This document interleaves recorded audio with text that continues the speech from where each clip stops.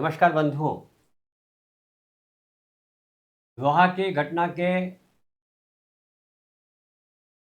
ज्योतिषीय आधार पर पहले हम एक वीडियो बना चुके हैं, जिसमें मैंने सुरेश जी ने इसका विस्तृत वर्णन किया था। कुछ शंकाएं, कुछ प्रश्न खड़े हुए थे। उसके आधार पर उसी का एक उदाहरण प्रस्तुत करते हुए आज सुरेश जी इस घटना के एक उदाहरण को विस्तार से समझाएंगे। किस प्रकार से शनि, किस प्रकार से गुरु और फिर गुरु के नवमांश किस प्रकार से काम में लिए जाते हैं। मैं सुरेश जी से निवेदन करूंगा वो पधारें और अपना उद्बोधन दें। नमस्कार। सभी ज्योतिष प्रेमियों को नमस्कार, जय श्री कृष्ण। आज विवाह की जो घटना है वह घटना कब घटित होगी, ज्योतिषीय आधार पर हम उसका विवेचन प्रस्तुत करेंगे। पिछले वीडियो में हमने उसका सैद्धांतिक पक्ष प्रस्तुत किया था। आज एक उदाहरण द्वारा हम इसे व्याख्यायित करने का प्रयास करेंगे।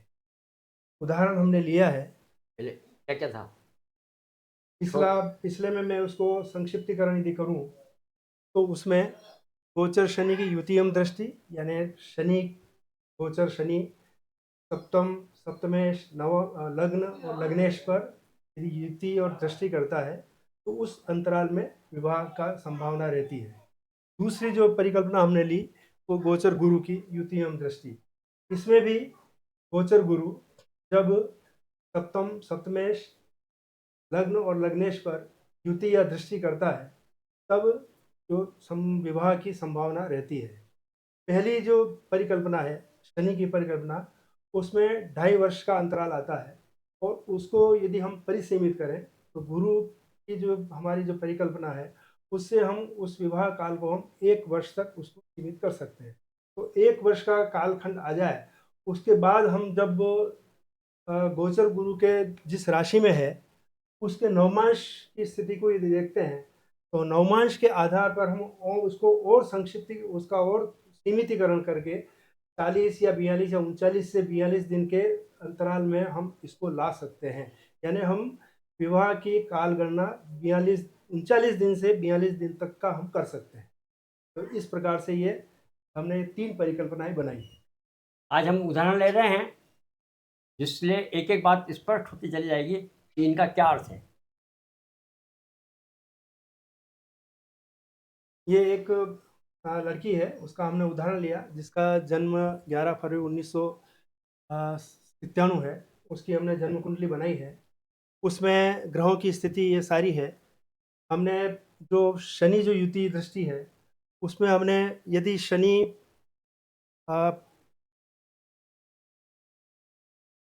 शनि हाँ, ये 12 है, 1 2 ये खिसक गया है। कोई बात नहीं, वो तो कोई बात नहीं।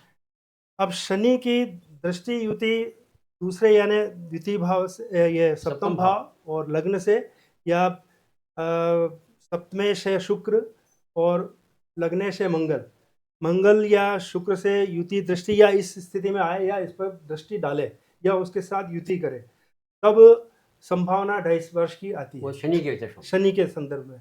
इसी प्रकार गुरु के संदर्भ में जब यही स्थिति आएगी तो 1 वर्ष का अंतराल हम ज्ञात कर सकते हैं। अंतराल इस प्रकार है। इस केस में, इस लड़की के केस में जो गोचर शनि है यदि कुंभ राशि में रहता है, 2 आते उसमें कुंभ और मीन दोनों में ये दोनों संभावनाएं लगती है। दृष्टि और युति दोनों सप्तम भाव और लग्नेश और सप्तमेश पर युति दृष्टि का बनता है।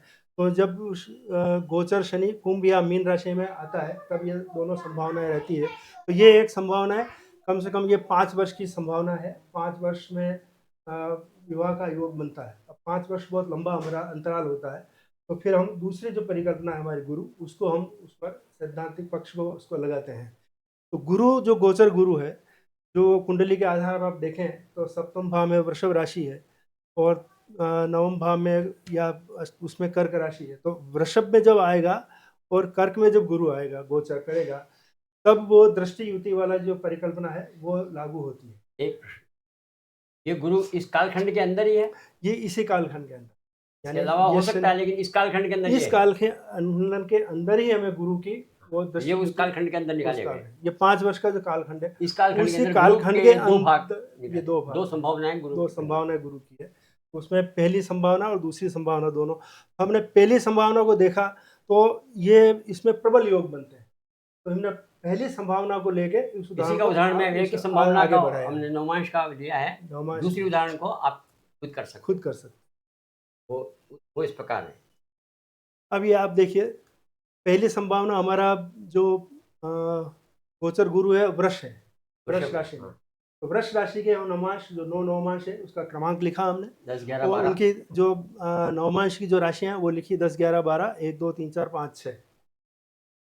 अब इन नवमांश में किस नवमांश में एक सेकंड। गुरु जब कि गुरु पहले इस नवमांश में आता है, फिर इसमें आता है, फिर इसमें आता है, फिर ये जो क्रम लिखा हुआ है गुरु के घटना के अवधि के हिसाब से लिखा हुआ है। पहले गुरु पहले नवमांश में आएगा, वो पहला नवमांश 10 है। अंक 10 से नहीं चलता, परंतु ये पहला नवमांश होने के कारण यहाँ पहला गुरु की, यानी गुरु तो वृष राशि में ही है, वृष राशि में पूरे वर्ष तक वृष राशि में रहेगा। उसका जो नवमांश है यानी 30 डिग्री में एक राशि पूरी होती है, तो उसमें 3-20 यानी 3-20 के जो नवमांश आए हैं, तो एक एक जो राशि में जो पहला जो है उसकी जो राशि है, पहला जो नवमांश उसकी राशि 10 है। विशेषता क्या है उसमें अब इस नवमांश हमने लिखे है, अब इसमें नवमांश में कौन से नवमांश में शादी की या विवाह की संभावना रहती है, उसके लिए हमने फिर जो नवमांश परिकल्पना की है उसमें 3-4 स्थितियां हमने ली है। पहली स्थिति में ली हमने शुक्र की स्थिति कहाँ है, शुक्र का नवमांश हमने लिया।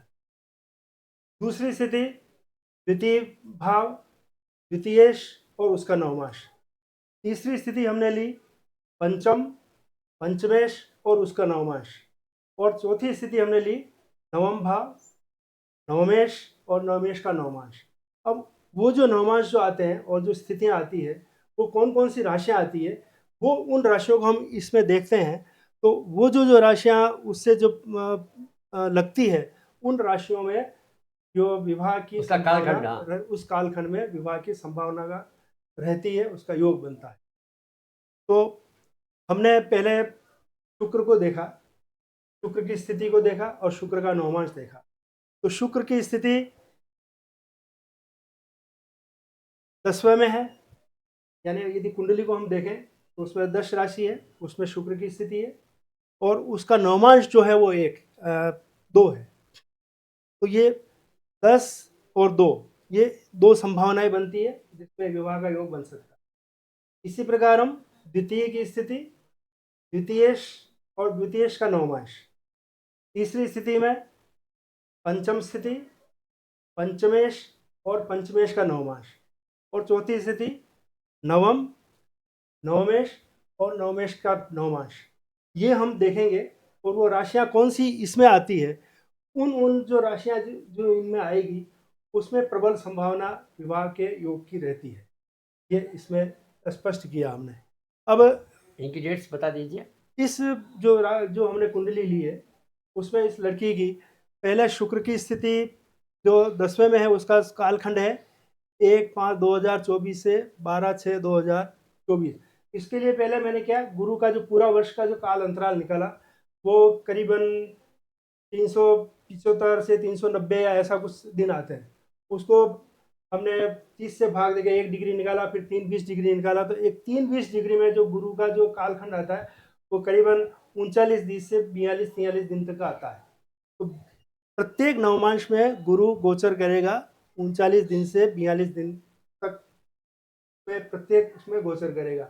उसके आधार पर जब गुरु प्रवेश किया वृष राशि में, उस तारीख को जैसे 1/5/24 को उसने गुरु ने वृष राशि में प्रवेश किया, तो उसके 42 दिन की स्थिति में पहला नवमांश रहेगा, फिर आगे 42 दिन, फिर 42 दिन, 42-43 जो भी है, ये 42-43 इस प्रकार से बढ़ते जाएंगे। तो इसमें जो राशियाँ जिस राशियों में संभावना रहती है उसके हमने कालखंड इसमें उसके आधार पर हमने लिखे हैं। इसमें ये 10वीं में 1/5/2024 से 22/6/2024 शुक्र की स्थिति है। शुक्र का नवमांश है वो 5वां नवमांश में आ रहा है, दूसरी इसकी राशि है। 16/10/2024 से 27/11/2024 शुक्र की राशि का नवमांश आता है। इसी प्रकार द्वितीयेश में गुरु है तो द्वितीयेश गुरु है उसका नवमांश, ये चौथा नवमांश है, उसमें एक राशि है। और इसी प्रकार नवम भाव जो है स्थिति है उसकी 4 स्थिति है, तो उसकी ये कालखंड आया। तो इन कालखंड में उसकी प्रबल संभावना है विवाह की, तो इन कालखंडों में विवाह हो सकता है। इनमें से जो नहीं लिखे गए हैं उनका कारण क्या? ये जो बाकी जो कालखंड बचते हैं, एक तो जो हमने जो 4 आधार लिए, हो सकता है उसमें वो राशि नहीं हो। दूसरा, यदि वो राशि है तो उस समय हमारे विवाह का योग नहीं आता। जैसे वर्षा ऋतु है, चतुर्मास है, मान लो सूर्य धनु राशि में और मीन राशि में है, तब मलमास चलते हैं। तो वो जो स्थान, वो जो समय है, उस समय अवधि के छोड़ दिया कारण गया। उनको छोड़ दिया गया। बाकी जो संभावना है, जो हमारे पंचांग में जो विवाह मुहूर्त दिए होते हैं, उन मुहूर्तों के आधार पर ये जो दिन आते हैं, इन दिन में उनकी प्रबल संभावना विवाह की रहती है। ये संभावनाएं आपको समझा दी गई है। अब प्रश्न ये खड़ा होता है, इन संभावनाओं में से सबसे अधिक महत्व किसको दिया जाए, उसके बाद किसको दिया जाए, उसके बाद किसको दिया जाए? तो प्राथमिकता किस तरीके से, इसको भी थोड़ा बता दीजिए। सबसे हम शुक्र के नवमांश को लेंगे। प्रथम प्राथमिकता शुक्र के नवमांश, फिर शुक्र की स्थिति, उसके बाद हम नवम भाव भाग्य को लेंगे, फिर संतान पक्ष को पंचम भाव लेंगे, और उसी बाद द्वितीय भाव को हम लेंगे। इस क्रम से हम उसको देखेंगे। तो इस प्रकार से हम पहली प्रबल संभावना क्या है? यहाँ प्रबल संभावना ये शुक्र के नवमांश की राशि, ये जो है 16/10/2024 से 27/11/2024, इसमें प्रबल संभावना है। और इसकी प्रतिपुष्टि के लिए मैंने अभी उस लड़की के परिवार वालों से मैंने बात की है, तो उन्होंने लग्न का मुहूर्त, शादी का, विवाह का मुहूर्त निकलवा भी दिया है, और वो आया 13 नवंबर 2024। तो बिल्कुल इसी अंतराल में, कालखंड के अंदर वो बैठता है।